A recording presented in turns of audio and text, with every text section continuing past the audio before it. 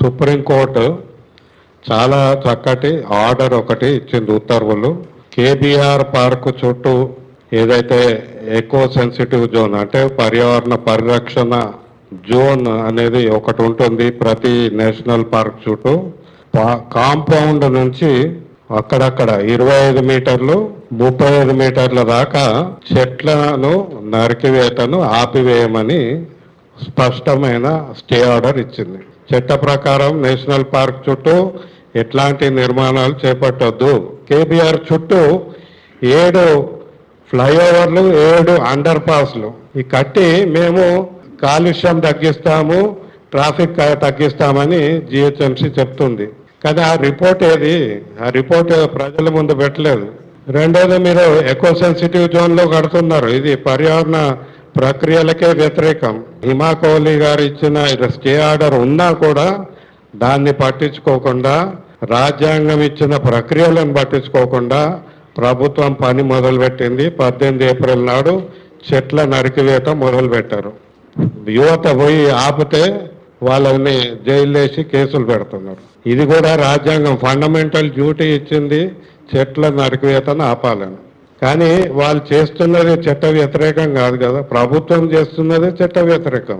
ఇది ఎందుకు వివరంగా చెప్తున్నా అంటే జిహెచ్ఎంసీ కానీ తెలంగాణ ప్రభుత్వం కానీ ఈ స్టే ఆర్డర్ని అమలు చేయండి, లేకుంటే contempt of court, supreme court contempt of court వస్తుంది. ఇప్పటికే ఆ చెట్ల నరికివేత వల్ల ఆ ప్రాంతంలో ఈ 15 రోజుల్లోనే మీకు 5 డిగ్రీల సెంటిగ్రేడ్ టెంపరేచర్ పెరిగింది, ఉష్ణోగ్రతలు పెరుగుతున్నాయి. మనకు కావాల్సింది చెట్లు, మనకు కావాల్సింది ప్రకృతి, మనకు కావాల్సింది open space. This case was not only filed because 3 to 29.8 meters is ecologically nonsensical to have as an eco-sensitive zone, but it was also filed because there was a procedural lapse and a mandated public hearing did not happen. And when this case came up for hearing on 11th of August 2021, Justice Hima Kohli gave a stay order on the entire EAZ, and that stay order still hasn't been vacated. It exists very much. So now, with that stay order existing, tree cutting could not have happened. She asked the government to file documents of the public hearing, of the tree going to be cut. She asked them to file the zonal plans, all of these documents. But none of these documents have been properly filed. What has been filed? The PCCF on record saying the public hearing didn't happen. So if the public hearing didn't happen, my dear friends, then how is the current EAZ even valid? And if the current EAZ is not valid, okay, then there isn't enough space for this flyover to come. So if there isn't enough space for this flyover to come, then what is the hurry and why is this being taken up so quickly, in such a hurry? These trees gone will not come back again. Now, like I was explaining you to the function of the EAZ.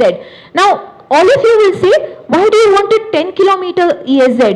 Why do you want a 1-kilometer EAZ? Why do you want a 25-35 meter EAZ? Why not 3 meters? Right? Because ecosystems, fragile ecosystems are not like us. The animals, they don't know there is an administrative boundary here and they cannot move. The underground water channels which feed the lakes in KBR Park, they don't know the municipal boundaries come and we are not supposed to flow there. The traffic and the noise and the pollution from the traffic is not going to stop at a boundary. Magically there's no wall saying that, oh, I am here, the eco-sensitive zone, don't cross me. It needs a huge space to kind of soften and then go there. Human welfare కోసమే కదా flyovers అని చెప్తున్నారు కదా. మరి human వెల్ఫేర్కి కావాల్సిన per person tree ratio ఉందా లేదా అని ఎవరు చూడాలా? బాధ్యత జిహెచ్ఎంసీది, ప్రభుత్వంది, దానికి వేరే లేదు. మరి దానికి ఏం చేస్తున్నారు? దానికి చెట్లు కొడుతున్నారు. ఎగ్జాక్ట్లీ ఏదైతే చెయ్యకూడదో, ముఖ్యంగా ఐఎండి వార్నింగ్స్ ఇచ్చింది, మండిపోతున్నాం మనము. ఎల్ నీనో ఏమేమో రకరకాల పేర్లు వస్తున్నాయి. అయినా కానీ ఏదైతే చెయ్యకూడదో అదే చేస్తూ మనకు అక్కడ జిహెచ్ఎంసీ ప్రభుత్వం కనిపిస్తా ఉంటే మేమేమనుకోవాలా? బోనాఫైడ్ ఇంటెన్షనా, ఇది మ్యాలాఫైడ్ ఇంటెన్షన్ అని మేము ప్రశ్నిస్తున్నాం. ప్రభుత్వం ఇట్లా చేయొచ్చా? ప్రజలకి ఏం మెసేజ్ ఇస్తున్నాం మనం? చెట్టు ఉంటే టెంపరేచర్ తగ్గుతుంది, చెట్టు ఉంటే పొల్యూషన్ లాక్కుంటది, చెట్టు ఉంటే వానలు వస్తాయి, వాన వచ్చి అది మళ్ళీ బరాబర్ లోపల గ్రౌండ్ ఎక్సైజ్ రీఛార్జ్ చేస్తుంది. ఇన్ని చేస్తున్న దీన్ని ఏం టెక్నాలజీ సరిపడా ఏ టెక్నాలజీ పుట్టించుకొచ్చామో చెప్పాలా. Take this road around the Jubilee hills, the whole thing that they want to decorate with flyovers and underpasses. On that road, at any given moment, there are more cars than the public transport. Now, the one car that is there, which is more than maybe 10 feet by 4 feet, 40 square feet, one person is traveling in that. There are 12 SUVs or cars like that. Somewhere behind, there is my beautiful, my adorable public transport bus. That within the double the space, it is carrying more than 30-40 passengers. Now what logic is this, that we are creating the underpasses and the flyovers for these people who carry lesser, తక్కువ మందిని తీసుకొని ఎక్కువ pollution చేసే కార్ల కోసం మేము under passes కడతాము, 2000 చెట్లు కొడతాము, 2000 కోట్లు నాశనం చేస్తాము అంటే ఎట్లా? ఫస్ట్ ఆఫ్ ఆల్ హైదరాబాద్లో ఈ లాస్ట్ 15 yearsలో కనీసం ఒక 100 ఫ్లైఓవర్స్ కట్టారు. ఎక్కడన్నా ట్రాఫిక్ కంజెషన్ తగ్గిందా అనేది ఫస్ట్ క్వశ్చన్ వేయాలి. ఎప్పుడైతే రైల్వే ట్రాక్ క్రాస్ అవుతామో అక్కడ ఫ్లైఓవర్ చేస్తే మనకు ఎంతో దూరం పోయి క్రాస్ అయ్యేది డిస్టెన్స్ తగ్గుతుంది. When you cross river you put a bridge. Those are the only 2 cases where you require a bridge or a flyover. Origin నుండి డెస్టినేషన్ అంటే మీ ఇంటి నుండి మీ ఆఫీస్ దగ్గరికో లేకపోతే మీరు ఏ ప్లేస్ నుండి ఎక్కడికి వెళ్తున్నారో ఆ ట్రావెల్ టైం తగ్గిందా అని చూడండి. ఒక్క ప్లేస్లో మీరు జంక్షన్ ఫాస్ట్గా క్రాస్ అవుతుండొచ్చు, ఒక 2 నిమిషాలు అక్కడ సేవ్ అవుతుండొచ్చు, కానీ ఆ 2 నిమిషాలు సేవ్ అయింది మీరు తర్వాత 4 నిమిషాలు నెక్స్ట్ జంక్షన్లో వేస్ట్ అవుతుంది. ఎందుకంటే అక్కడ మొత్తం అన్ని వెహికల్స్ వచ్చేసి కంజెషన్ ఇంకా డబుల్ అవుతుంది. ఎమిషన్స్ ఏవో తగ్గుతాయి, దీనివల్ల డిలేస్ తగ్గిస్తున్నాం, ఎమిషన్ తగ్గుతుంది అన్నారు. దీని గురించి ఒక్క రిపోర్ట్ బయట పెడితే, అసలు వాళ్ళ ఏ విధంగా ఈ స్టడీ చేశారని బయట పెడితే దాన్ని ఖండించడానికి నేను అవసరం లేదు, మీరే దాన్ని గూగుల్ ఏఐలోనూ ఎందులోనూ పెట్టేసి ప్రాబ్లం ఏంటని చెప్తే అర్థమైపోతుంది. అందుకోసం ఈ రిపోర్ట్ బయటకు పెట్టలేదు. ఎందుకంటే మనం పబ్లిక్ ట్రాన్స్పోర్ట్ మోడ్ షేర్ అనేది 2001లో 42% ఉన్నది, ఈరోజు 12%కి తగ్గిపోయింది. That is the reason for congestion.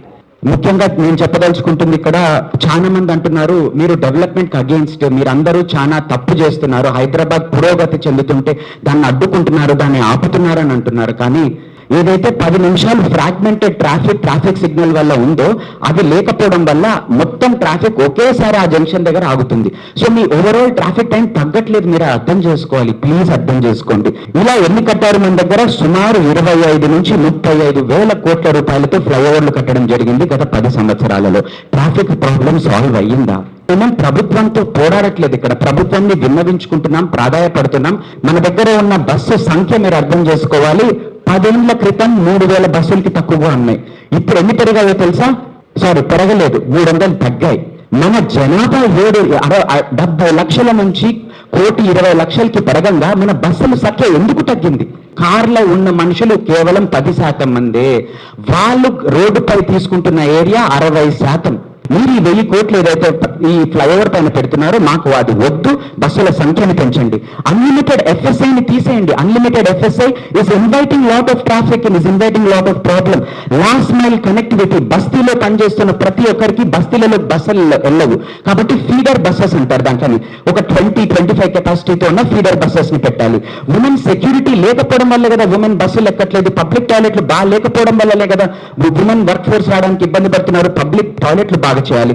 Metro connection 69 కిలోమీటర్లు ఉన్న మెట్రో కనెక్షన్ ఇంకా 10 ఏళ్ల సంది ఎందుకు పెరగలేదు? లోకం అంతా ఒకవైపు వెళ్తున్నది, మనం మాత్రం హైదరాబాద్లో ఇంకో వైపు వెళ్తున్నాం. లోకంలో అందరూ ఏమంటున్నారంటే మనకి గ్రీన్ స్పేసెస్ ఎక్కువ కావాలి అంటున్నారు.